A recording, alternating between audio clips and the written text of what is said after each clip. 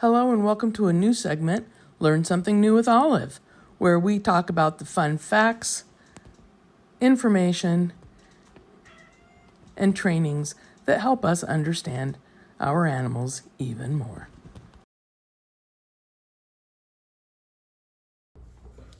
Hello and welcome to A Soft Paws. My name's Debbie and I'm the creator of A Soft Paws. I started A Soft Paws, for those of you that don't know, 3 months ago when I took over the fostering care of a cat named Cuddles, who had a very large following, has a very large following, and her followers and appreciators wanted to be able to continue to follow her. So they asked if I would possibly start a YouTube channel so that they could continue to watch her develop and progress. So I did do that. I am using the channel as a way for people to see the foster animals that come into my home, learn a few things from my experience. I have fostered over 275 cats, dogs, kittens, and puppies over the course of about 4 years. You can hear my puppy barking in the background, and I apologize. So I own 4 dogs of my own, 2 cats, 2 orange cats, and 4 parrots, all rescues. Some of them I chose because I just couldn't resist them, and some of them were animals that were not highly adoptable. Olive here is 7 years old. She came to us 4 years ago and had been through numerous foster homes. She can be aggressive. She was displaying a tendency to chase the children in the home and become very possessive of one individual, which she's done here as well. She's possessive of me. She does not like people coming or going in the home if I'm here, and she's pretty protective of me. So if I'm not here, very nice dog. If I am here, things change, even with people that she knows very well, including my children. So we have Olive here. She is mostly foxhound. She's about 90% foxhound, and she has a little bit of pit bull in her. So she's here. You can hear the puppy, who is 6 months old, barking in the distance over there, and Phoenix has decided to hide behind the easel, but he may come out. So generally, for those of you who know my channel, I tend to run videos and stories about the foster animals in my home. I'm going to try and do something a little bit different with some of the segments now, and try and bring in an educational component as well. As a disclaimer, I am not an expert. I am an occupational therapist by profession, so I am very adept and skilled at adapting situations and working with special needs individuals to help make their environments the best that they can be and make them as independent as possible. And I use a lot of those techniques when I am working with animals that are here in my home.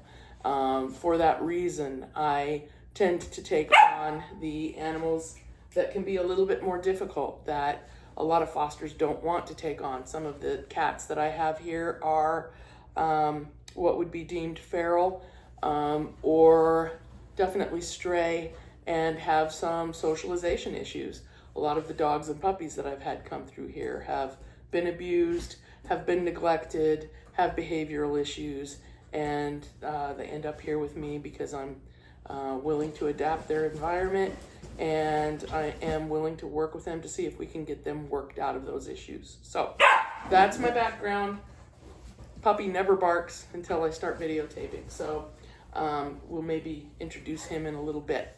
But right now I want to introduce you to something called the Rule of Threes. And if you've watched my videos in the past, you have heard me allude to the Rule of Threes frequently, and I have some followers that are now asking if I could just explain that a little bit more. So that's what I'm going to do today. For those of you who haven't watched my channel, I am not scripted. I am not flashy, and I don't use a lot of cool graphics. So if that's what you're looking for, you're not going to find it here. If you're looking for just basic information and just uncensored, just me kind of talking right off the sleeve, that's going to be me. Hi. You can see Ani now coming up in the corner there. Ani's a 6-month-old. He is a... Come here. You want to come up here so everyone can see you? Come on up. No? No, you're going to hide and be shy. Okay. He's 6 months old. He's a Corgi French Bulldog mix, and he was the only pup in his litter that came into a shelter and was brought up to our rescue here at Danbury Animal Welfare Society. I fell in love with the little booger, and so he's here with me. And one of the things I want to just bring out too, I do things really different from a lot of different people. And if you don't like my channel, that's okay. It's okay. Watch somebody else. You've got lots of different options. A lot of people don't like to hear the sad stories and the background information on the animals that come through. I find it to be a very important part of their past. I have some sads in my life as well, and I'm going to share those with you as I deem appropriate, because I think it makes me who I am today, or a part of who I am today. So,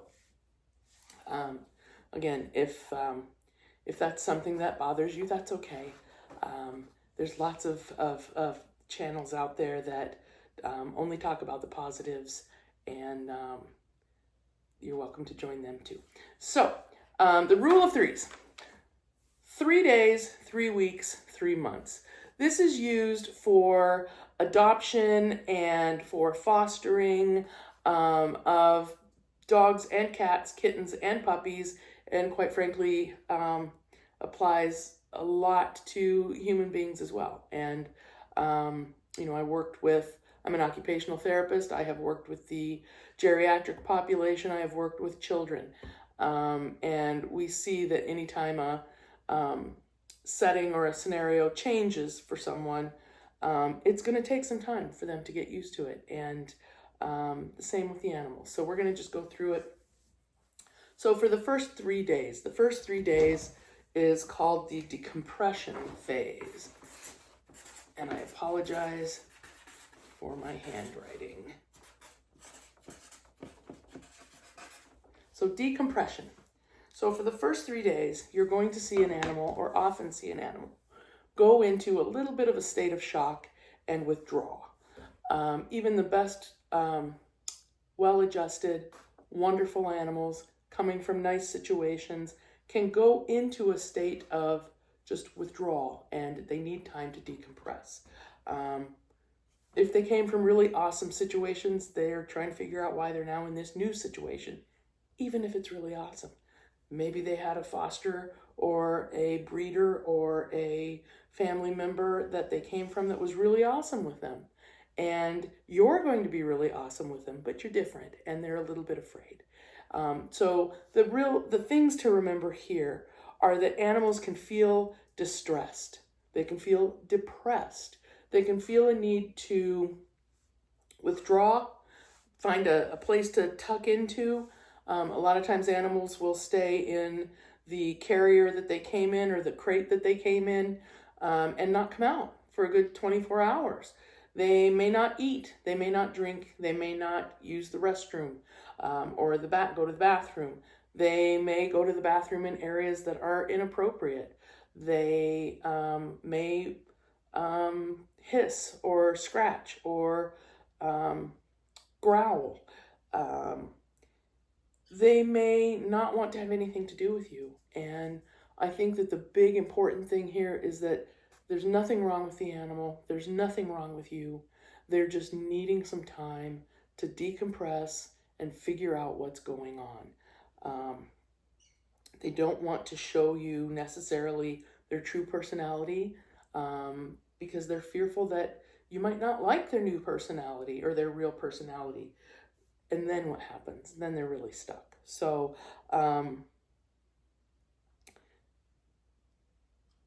This may also be the first time when we're talking about puppies or kittens. It may be the first time that they're away from their mother, first time they're away from siblings. They are not in areas of familiar scent. So these are just difficult times for them, scary times for them. First 3 days. So what can you do in the first 3 days to help your animal? The first thing is don't panic. Don't be too concerned, and be very, very patient. We oftentimes get animals in rescue that are returned within the first day to 3 days with the complaint that the animal doesn't like me, the animal doesn't fit in, it's not going to work out, which is really very sad. Because oftentimes you're just not getting beyond that little hump there. So what you want to be able to do to get the animal through the first 3 days of decompression, be very patient. Let the animal have a quiet place that they can just kind of take a moment and figure out where they are. Take a moment to breathe. Start showing them a routine. And that's really important. Give them a quiet place, whether it's a room, whether it's an office, whether it's a bedroom, a bathroom. For me, I have a lot of foster animals that come through. I put my foster animals into a double crate, a big double dog crate system for the cats. I put them into that environment, and I give them 3 days to just kind of relax and not have anybody poking at them. I cover half of the crate so that they have a quiet place to get into. I put a box in. In that quiet space for cats or kittens, you want to have their essentials. You want to have the litter box, you want to have a bed, the food dishes, toys, and just anything that the people that had them before express that's comfortable for them. Have that. Ask the foster or ask the breeder or whoever they came from, what litter were they using? What food were they using? If you can get a sample of that litter, if it's different from what you have, ask if you can do that, or try to get a small amount of that litter and mix it into the litter that you're planning on using, just to allow those animals to shift over. I use the pine pellet for my cats. That way the kittens don't eat it.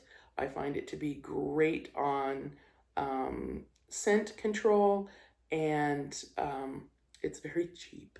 So we use that. But a lot of people like to use the clays. So I tend to give some of that litter to people that are taking my animals and adopting them, so that they can mix it in and allow that animal to have some familiar while they're adjusting to the new. Same with the food.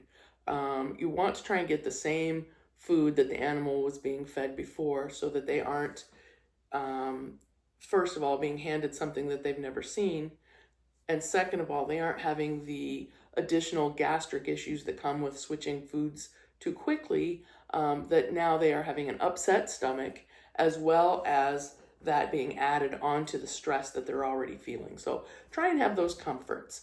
What I say specifically with cats, we're going to talk cats first, then we'll talk about dogs. If you have other cats in the home, or if you have dogs in the home, give the animal 3 days to just be in an area where they aren't being bombarded with the new animal. This is going to be good for the new animal and your animal as well.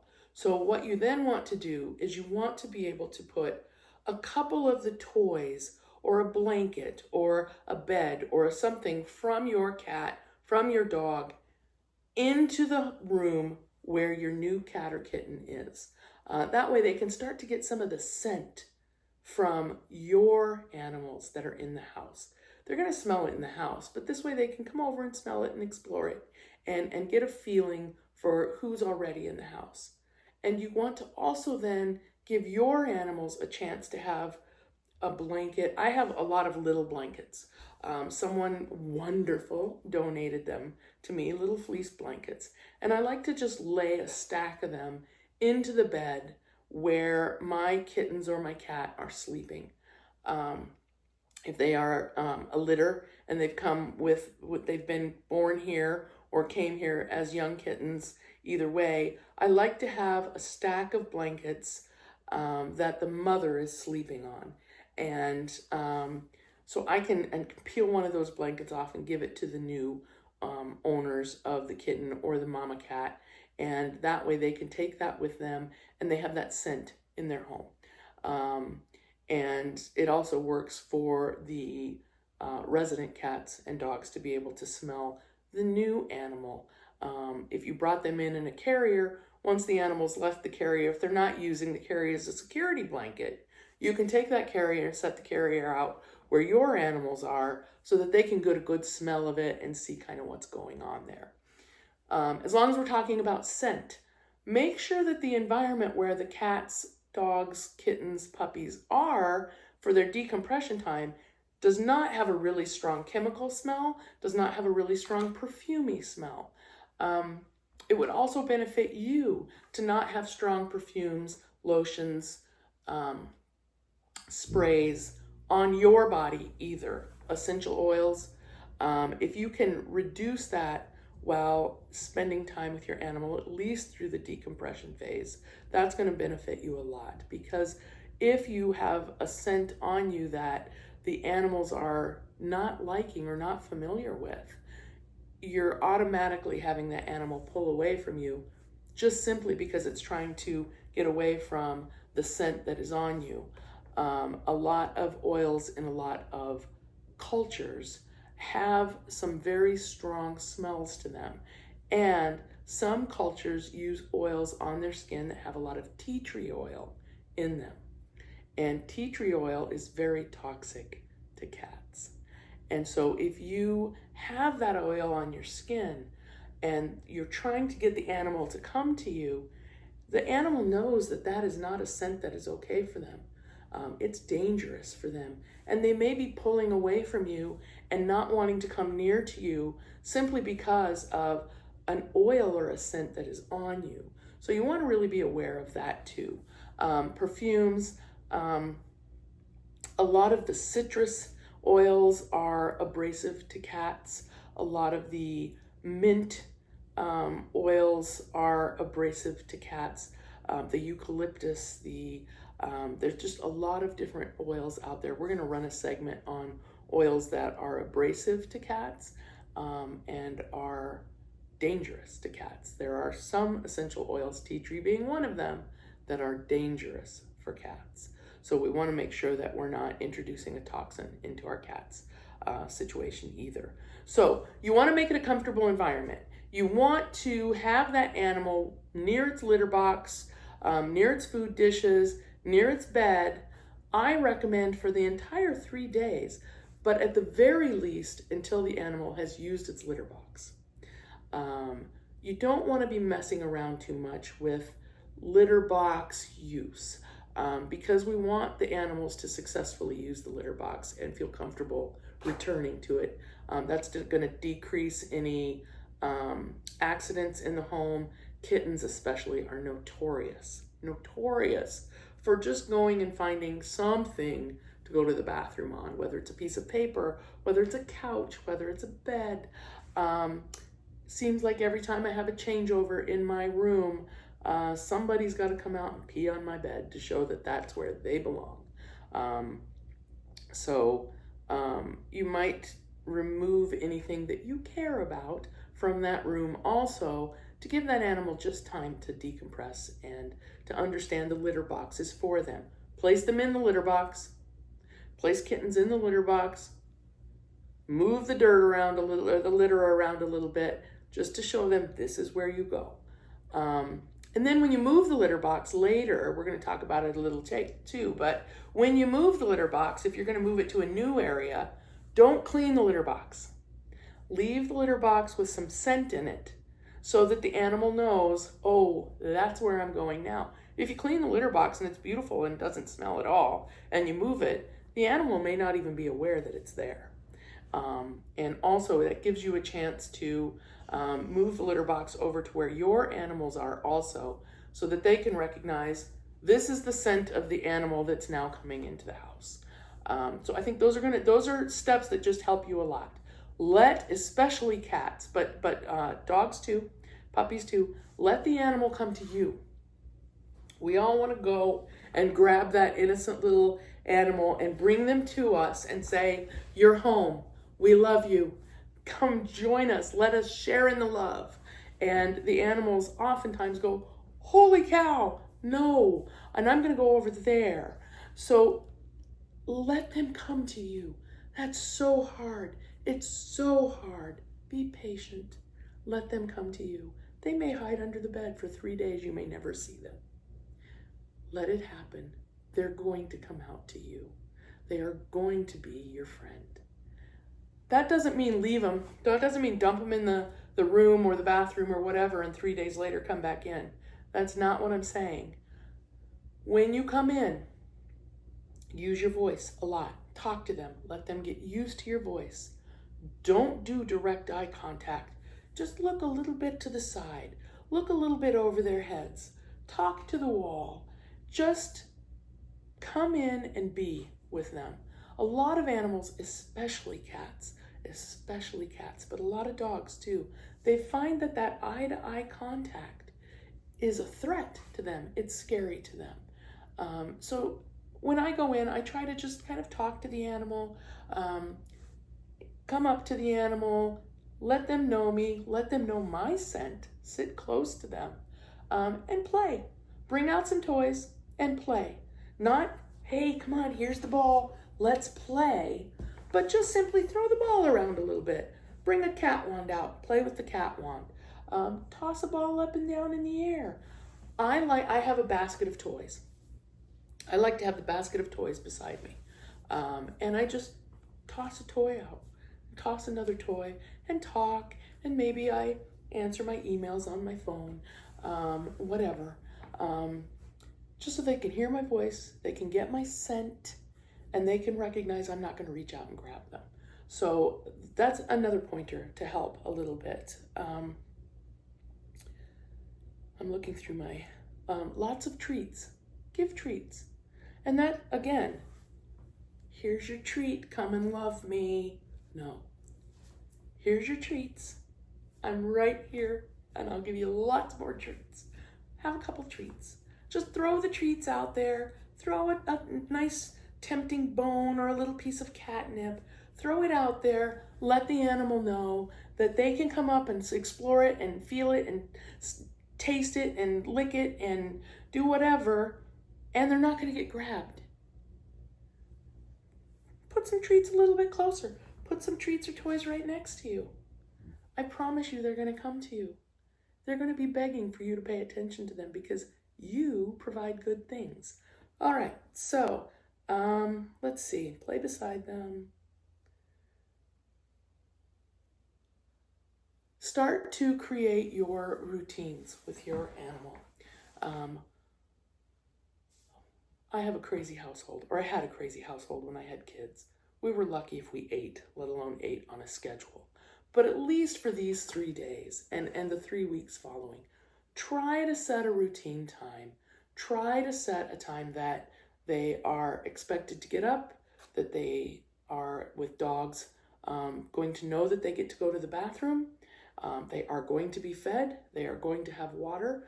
They are going to be able to go outside and get some exercise. They are going to have family members leave them and they're going to be put back in their crates. Set a routine for them.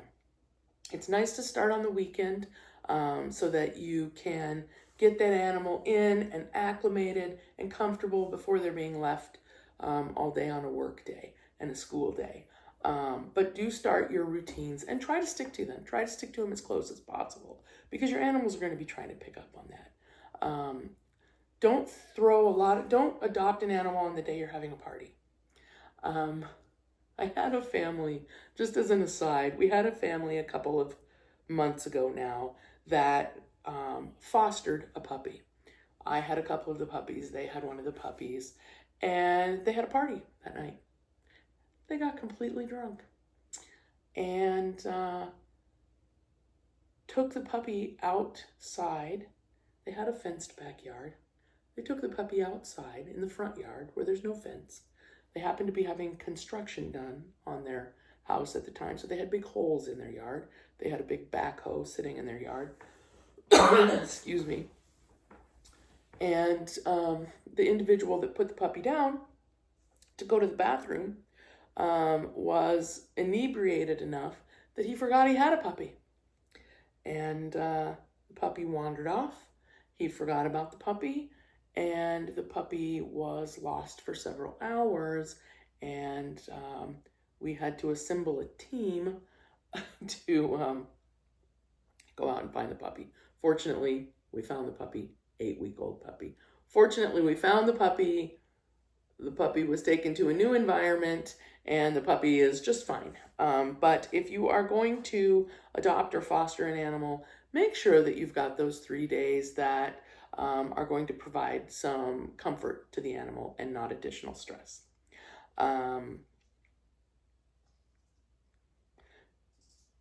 Resist the urge to take the puppy, kitten, cat, dog out to meet everybody, or to have the entire family come over to meet them. Not that you're not going to do that. Don't do it in the first 3 days. Let the animal get acclimated. Let them kind of understand what your routine is before you start bringing others in. It's going to increase the chance that that animal is going to adjust well and not show any negative behaviors. So that's first 3 days. That's decompression. Remember that this is just an average, okay? Some animals can take much longer to get through decompression. An animal that's been abused or neglected is going to take much longer to get through decompression. I wish I could show you to her. I hope she'll come in. I have a dog here. Her name is Coda. She came here with 5 puppies. She had come up from Texas with her 5 puppies. She was horribly abused. She had scars all over her feet. Her feet had been burned. Her face had been scarred. She was terrified, and she was actually in line to be euthanized. They pulled the puppies from her. They were going to send the puppies up to be bottle fed and destroy her. And fortunately, the transport angels said, no, we're going to take her to. They pulled her out of line from being euthanized. She was 3rd in line to be euthanized. But they felt that she was too feral, too dangerous to come up. And my first experience with having puppies at my house, and I had a very scared mama dog coming, and aggressive, and she wouldn't go outside, and she would climb the walls to defecate on the windowsills instead of down in the room, and she was just a terrified mess. I have had her now for 2.5 years, and she is just now starting to really acclimate in where she feels like this is home for her. So some animals, it's going to take a long time if they've been abused or neglected, or if they came from a really great situation and something happened, a death in the family, whatever. The family moved and left the animal. The animal could take longer than 3 days because it had a really great situation and it doesn't understand why it was just left. So that's 3 days. Decompression, remember that it's a give or take. In Coda's case, the dog that I have, it was a give or take of a year. But anyway, so the next phase is 3 weeks. We have a 3-week phase coming up next, and that is acclimation. So now we're going to acclimate to our new environment. This is the period where the animal starts to feel comfortable in your environment. They're going to start to feel that maybe this is the place that they're going to be. They're going to start to understand your routines. They're going to adjust to your schedule. They're going to, now their stomachs will settle down, and they will start to tolerate a food change at this point. They are going to start using, start eliminating on a regular schedule now. They're going to start to feel more comfortable with the environment that they are in. They're going to start to try to trust you. They're going to start to understand that you're the person to look to. And so this is the time that you can now start introducing the other animals in the household. Start moving those toys, blankets, litter boxes into the areas that they're going to be. And spreading that scent, meaning the scent that's on the toys or blankets, into the other areas of the home. You want to make sure that they know where the litter box is going and that they know that that's where they're supposed to go. For dogs and puppies, in addition to this, I'll write this up here too, in the 3-week period, it can kind of go into the 3-day, and it can certainly go into the 3-month. But I have something that I use with my animals, sometimes more successfully than others. Earn your freedom. So I find that that is really important with puppies, but also dogs. You're going to earn your freedom. I'm going to let you expand your environment into this house, into this yard, as you show me that you are trustworthy to do that. So again, we get a lot of complaints that animals are not housebroken as they were told that they were. They are not crate trained as they were told that they were. They're getting on furniture and we were told they didn't do that, and they just don't fit in. They jumped over the fence and ran away. They ran out of the car and took off. We get a lot of these, believe it or not, we get a lot of these complaints. We get sent on recovery missions a lot because the animal has escaped. So this is the period here, this 3 weeks. This is a very important period. That in the 3 days. This does feed back into the 3 days also.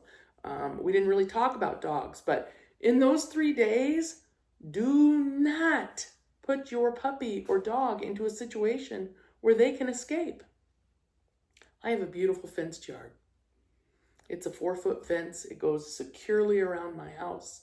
It is a beautiful fence. I have 3 of my 4 dogs that can launch themselves over it. I have 2 of my 4 dogs, probably 3 if Coda really wanted to, that'll go under my fence. They'll dig and go under my fence. So if you have a fenced yard and you have a new puppy coming or you have a new dog coming, don't think it's okay. Put a leash on them. Let them drag a long leash or walk the yard with them. Stay outside with them, attached to you. And then when they know the perimeters of the yard, they know the situation in the yard, don't unhook them and let them run around the yard freely. Drop the leash. And then you have a chance to get to them if they start to cause trouble.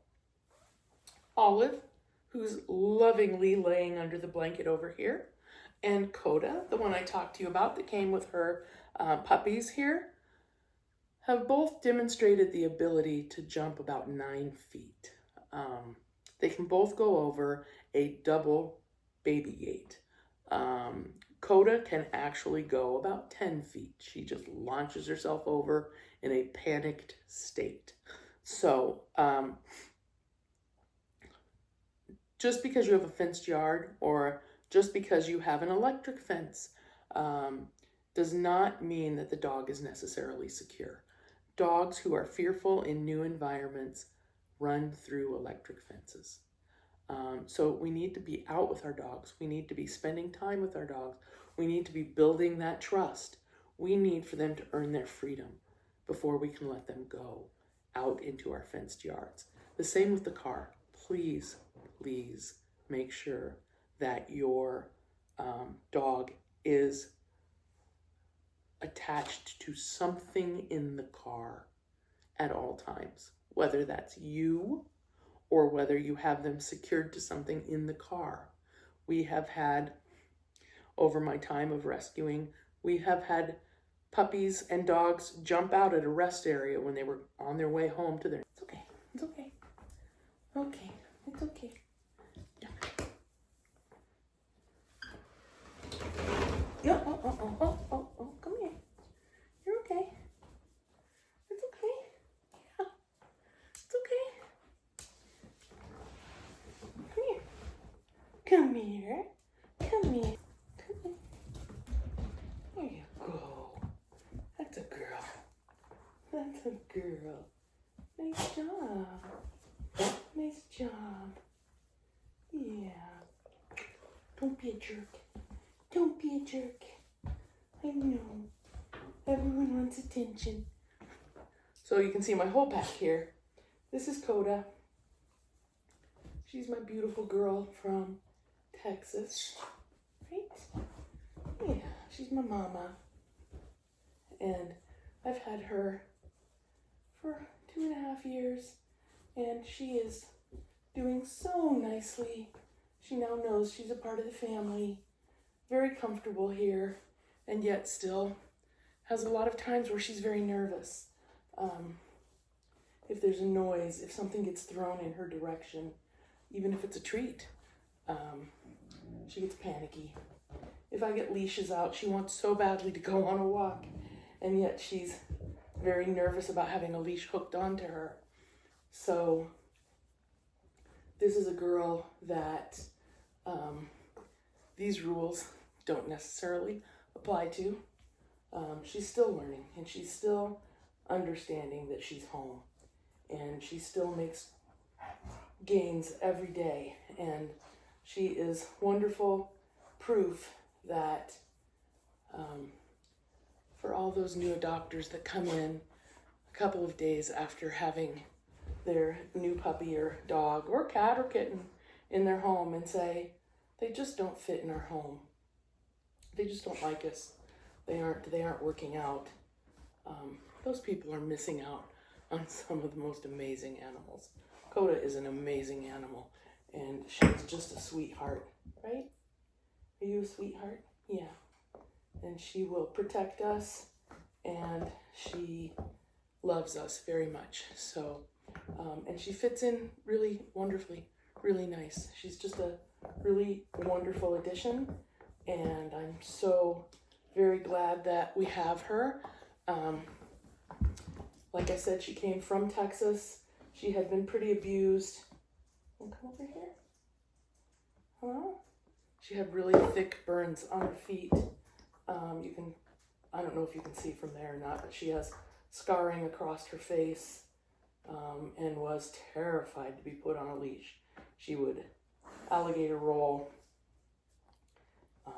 and just panic. She just would panic. So she's a perfect example of a dog that you don't just put out in your yard and trust that it's okay in the fenced yard, because if she panics, she's gone. For a long time, I walked her with a double leash. I had one leash around her, hooked to one collar, and then I had another leash around a second collar, and held on to both of them because I was really afraid we would lose her. Yep, you're excused. Good girl. Are you a good girl? That's right. That's right. And she's been surrounded with wow. She has been surrounded by nothing but love in this house. We try very hard not to raise our voices around her. She has never been even scolded. And it's still 2.5 years in. She is still nervous. She, if I start talking about her and go over near her with a leash, she starts shaking. So unfortunately, they're not all fitting right in and feeling wonderful in 3 months. So as I was saying, in a car, make sure that they are attached to their leash and to something else. They have great harnesses, seatbelt type harnesses. They have great straps that just hook right into the seatbelt attachment. There are all different kinds of cool little gadgets that you can get, or you can just simply tie their leash onto the headrest, or tie their leash onto the car adjustment bar underneath the seat, just so that if the door is opened and they get panicked, they can't just run from the car and now they're out somewhere that they don't know and they're running free and panicked. We've had a huge number of rescues, and it seems to be a lot lately, that are adopted. On the day that they're adopted, they escape from a car, which is very frightening because they're not in an area that they know at all, and a lot of times the new adopters are not in an area that they know at all either. So just make sure that you are cognizant of that. In my home, I have a lot of fosters coming through. Like I said, I have fostered over right now close to 300 animals, puppies, dogs, cats, and kittens. So my home is a constant flux of new fosters coming in, as well as the animals that live here. And so it's a little bit different situation for me, for people who foster frequently, because they have all the new animals coming through. There's always new scents. There's always new stressors. There's always, situations are always changing. I've shown a little bit of that in my videos, but every time that we're preparing for a new animal to come in, the environment changes, the setting changes, and the animals that are living, resident animals in frequent foster homes, are under a continuous amount of stress because it's always changing for them. The routine is never just a set routine for them. The players are always changing. There's always a puppy peeing on the floor. There's always a new kitten that is peeing somewhere that they're not supposed to, or a cat that's peeing where they're not supposed to. The personalities are always changing. Hey. Nope. Sorry about that. And so I have a lot of heightened securities in place. I have eyelet screws screwed into the corners in my house in several different areas, and I tether animals, sometimes my own animals, because they won't leave the puppy alone. They are fighting over toys. They are, whatever the situation is. I have the tethers around the room, and I have on occasion tethered somebody to a 50-pound weight plate as well, so that they could have move around a room freely, but couldn't get away from that room, so that I could keep my eye on them. I also have gates throughout the house. I have expandable baby pins.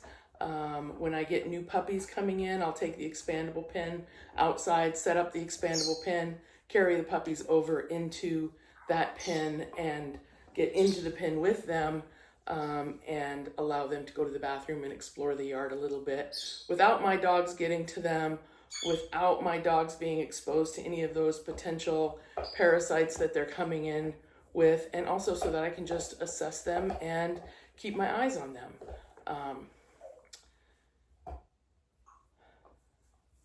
I live in an area where there are coyotes and hawks and bobcat and raccoon and a lot of animals that could be problematic. And so I don't let my dogs go outside without supervision. I trust the big dogs. The big dogs have the fence. They also have an electric fence now that keeps Olive in, keeps Phoenix in, but doesn't keep predators out of my yard, doesn't keep someone from coming and carrying this little guy out because he's so darn cute. Who wouldn't want him? So I'm super protective. I'm super cautious, but I've also gotten to hear some super ridiculous sad stories. While we're talking sad stories and new animals coming in,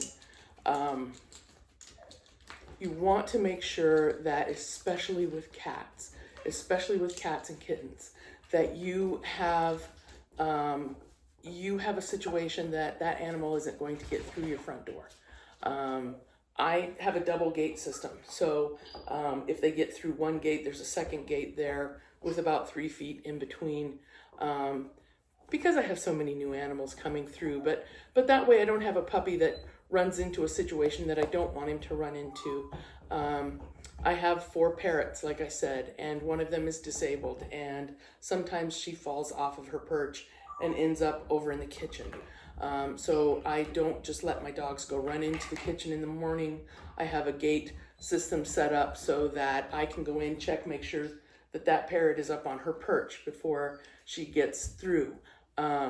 So these are all things that I do in my home because I have dogs, one of which could certainly go after a cat and has shown some instances of being untrustworthy. And I have parrots, and the parrots would certainly be at risk if the cats were able to get to them. So I am ultra protective and careful with the animals, and of course we know I could still make a mistake.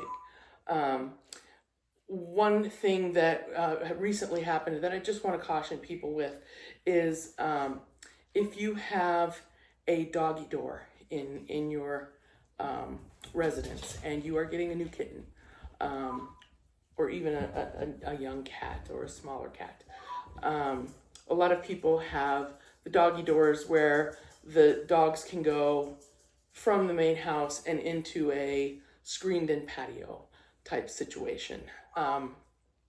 Be really cautious with those. We just had a very unfortunate situation where one of our new kittens that was adopted went through the doggy door with the dogs and actually got pinned in the doggy door and passed away. So please just reassess your situation based on who you have coming in. And I think that earn your freedom is really important. Along that line, teach your dogs recall. While you have them out on that long lead in the backyard, teach them to come back to you when you call them.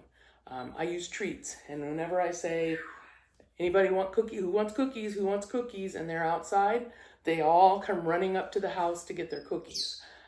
So I know that even in a situation where something has them a little wound up, if I go and I call and tell them that I have cookies for them, they come to me. So their recall is strong.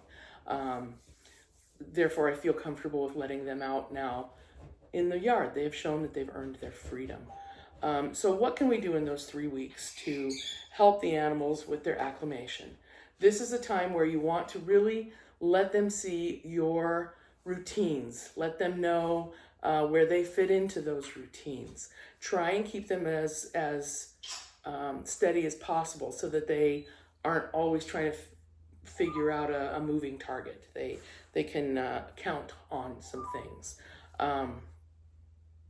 Make sure that they have their area where they feel comfortable, and let them establish some an area in your home that they can just go to and have downtime, where children aren't following them into their crate, where nervous people have come home from work and they're very stressed and they want to go over and rub their dogs to calm down, and it hypes the dog up. So give them a no-touch zone. Also establish on their bodies, where are their no-touch zones? Cats are really great at having no-touch zones on their body. Make sure that you start to learn that new animal's no-touch zones, and make sure you're not scratching in a way or in an area that is abrasive to the animal. So we want to give them a safe place to go, where they are not going to be touched and bothered, or they can just have a timeout as they need to. This is a time to really establish vet visits. As they get comfortable in your home, you want them to also be comfortable with going to your vet and getting the treatments that they need and the preventatives and the like. So that this is a good time to get those initial vet visits set up. You really don't want to do it in the first 3 days. It's difficult for them. But in that first 3 weeks following their decompression is the time to get them in to see a vet. Introducing them to the new pets. Make sure that you are, during this period of time, making it clear to them what's expected of them. Can they get on the furniture? Where do they go to the bathroom? Can they be around the kitchen table when it's feeding time? Can they be in the kitchen when meals are being prepped? These are things that change depending on the household. Let them know what your expectations of them are and treat them for positive behaviors. This 3-week acclimation time is also a time that we can see negative behaviors arise. And we see those because they're becoming comfortable. Before they were really guarded, they weren't doing anything that might upset somebody. Now they're starting to feel like maybe this is going to be home. Maybe this is where I can feel comfortable. This is my soft spot. And so I can misbehave. And we don't want to be punishing or scolding. We want to be praising and treating positive behavior. We don't want them to regress or to become fearful of us because we're building that positive bond during that time. So just make sure that they're fully aware of what you expect of them. Let them know their potty break times, and certainly if they're having accidents in the house, increase their potty break times. They may not be ready for that long of a time. So that's the time that we're doing that.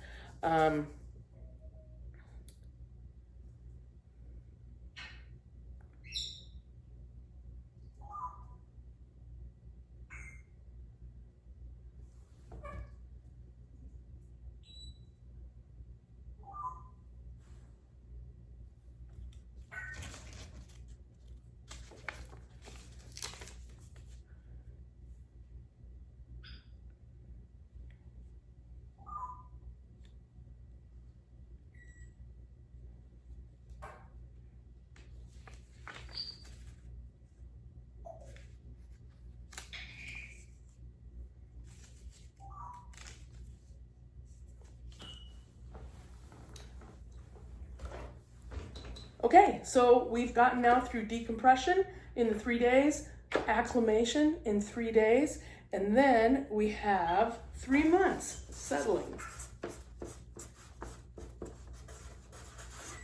Settling. That is where the animal recognizes now that they're home. They understand the routines. They can predict the routines.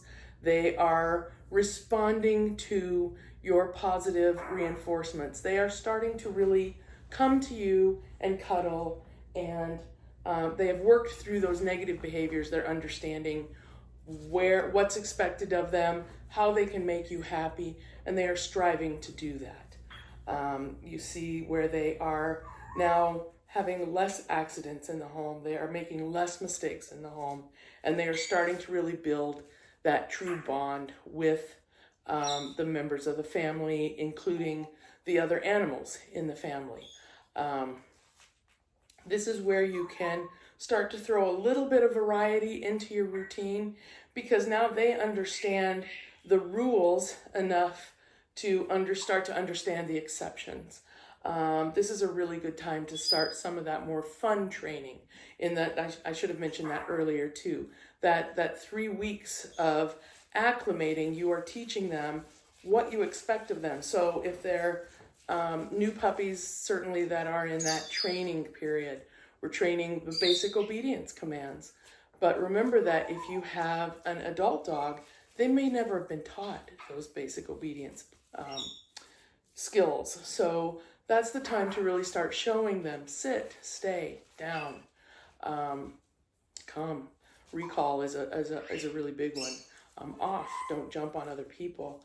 And when it's okay to bark and protect, and when they need to move over to a space that they need to stay and allow you to do the protecting. Olive is an amazing protector of the house. She is an amazing alert. Nobody's going to sneak up on this house. And she's the leader of that. But sometimes she gets over protective, and she needs to know where she needs to go when it is time for me to be the one in charge. And so she knows that she needs to go over to this corner of the couch and stay there. I crate train my dogs. I think everyone should.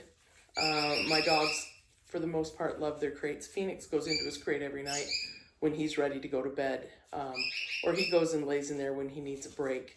That's his no-touch zone. And it gives me the opportunity to lock everybody into a crate, their own individual crates, and know that nobody's going to come out into a situation where I don't want them. So that's another thing that I highly recommend. So now you're into the settling phase. You can allow them to explore more. You're giving them the free access to the home at this point, or the access to the areas of the home that you're going to want them to have in the future. You are still going to limit that chaos the best that you can. It's very rarely not chaotic in this house with all the animals coming and going. And my animals know that and understand it, but I do try and limit it when I have new animals coming in so that they can understand just the basics before we move on to the more advanced moves. And another thing to just remember is that you chose this animal and you want this animal there, and to really just show appreciation.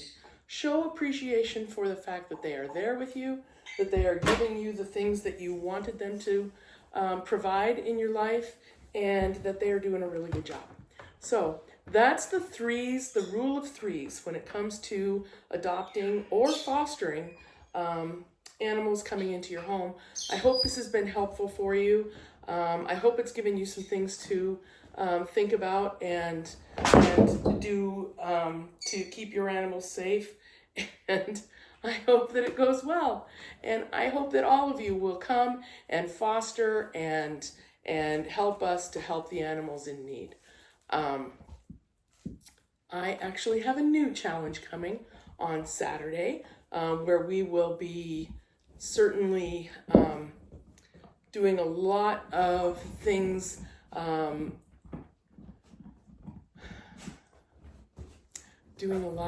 possibly a little different. And as I said, I'm an occupational therapist by profession.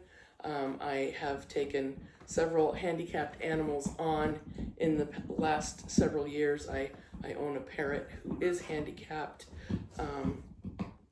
And on Saturday, my pack and I will be taking on two 10-week-old puppies, Australian purebred puppies, Australian Shepherd purebred puppies, who are also blind. They have a genetic situation that has created the blindness, and so they are going to be coming on Saturday, and I am actually pretty excited to see how it goes. We've got bells to put on my dogs already so that the puppies know where the dogs are and can use them as guide dogs, and we are just excited to have them coming. I know that several of you have been amazing supports, both in watching the channel and supporting the channel, but also in providing some needed resources. And I'm going to reach out there to you again. I have done my best to go through some things on Amazon and pick out some things that I think will help in making these puppies more comfortable here. So if you'd like to be a part of providing those things, I would love that. My link to my Amazon list is on my channel. I also have a PayPal account if you'd like to help there. And as always, anything that you donate or provide goes directly back to the animals. I appreciate everything that you have done to support me. I am trying very hard to become monetized so that we can get the 2 programs that I've talked about before on this channel up and going. We do already have the For the Boys program for the Tomcats. We have Gunsmoke, that is, he has been neutered and is ready for adoption, and we have Maverick, who has come in and is going through his decompression and acclimation now. He will be neutered and he will be ready very shortly for adoption. And then we'd really love to get the Cuddles Co-op up and going for the adult cats that are a little more difficult to get out and adopted. We still have Cuddles here. Cuddles has been here for 3 months. So those of you that know Cuddles, have followed Cuddles' story from the beginning, from before I had her,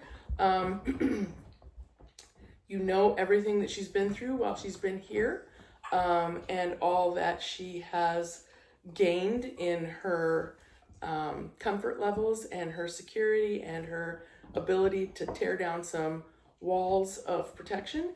And so for those of you who know Cuddles and know her story and know her situation, you can see how the process works in the rule of 3s, because we've seen her go through all of those phases, and we have certainly seen her have her setbacks.